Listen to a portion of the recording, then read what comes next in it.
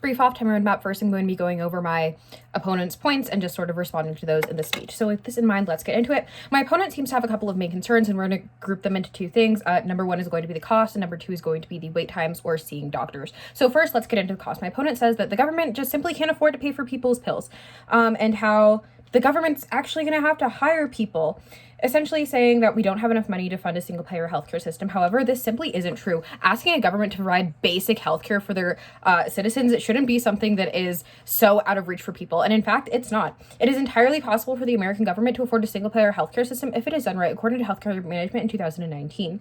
By taking power away from private insurance and pharmaceutical companies, the tax rates that they formerly had will contribute to the funds. The government could also add a small tax to yearly income taxes like they do in Canada. If the government does move to a single-payer healthcare system, they would have to deprivatize insurance companies, taking control over prices, and government-based healthcare services in other countries tend to cost astronomically less than private healthcare.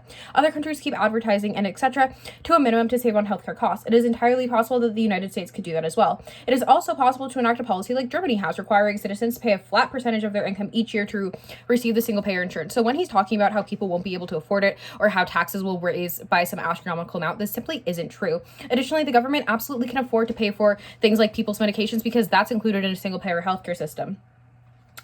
And if we're so worried about the cost of the single-payer healthcare system initially, Gerald Friedman, a professor of economics at the University of Massachusetts at Amherst, says that over time, a single-payer healthcare system would actually save money, making up for its initial cost. A full single-payer healthcare system would likely save about 20% of current spending, or nearly $700 billion.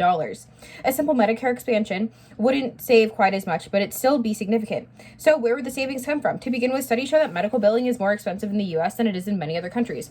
The U.S. healthcare system spends twice as much as Canada, for example, because more payers means more complexity.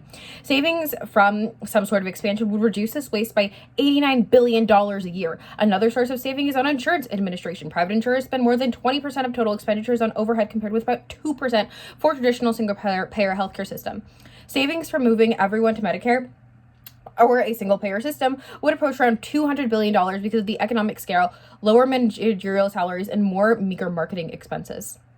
Additionally, taxes would not need to be raised by a significant amount in order to foot the bill, again, according to Gerald Friedman, that professor of economics from the University of Massachusetts at Amherst.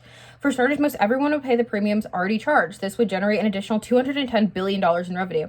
In addition, a single-payer healthcare system would reduce the need for two current insurance subsidies, one for employer-provided insurance plans and another for government-provided insurers. Again, this cuts it out completely. This would save us about $161 billion. This leaves about $246 billion that still needs to be raised through additional taxes. Now, this could be done with an increase in income taxes. The tax could be split evenly between the employee and the employer.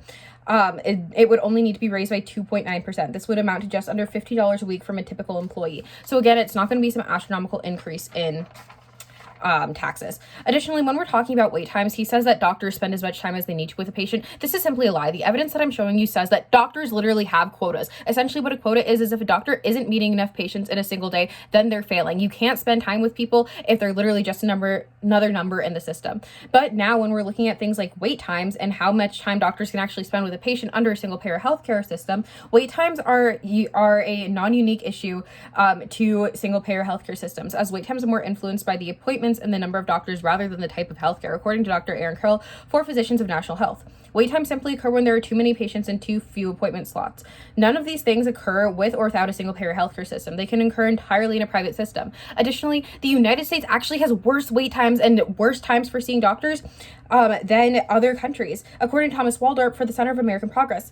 Patients reported in single-payer healthcare systems that they saw a doctor or nurse on the same day or at the last time that they saw medical care. They also reported in America that patients waited 2 months or longer for special appointments, and they waited 4 months or longer for elective or non-emergency surgery. So again, these aren't things that are unique to single-payer healthcare systems, and it's actually worse in America. Vote Aff. Thank you.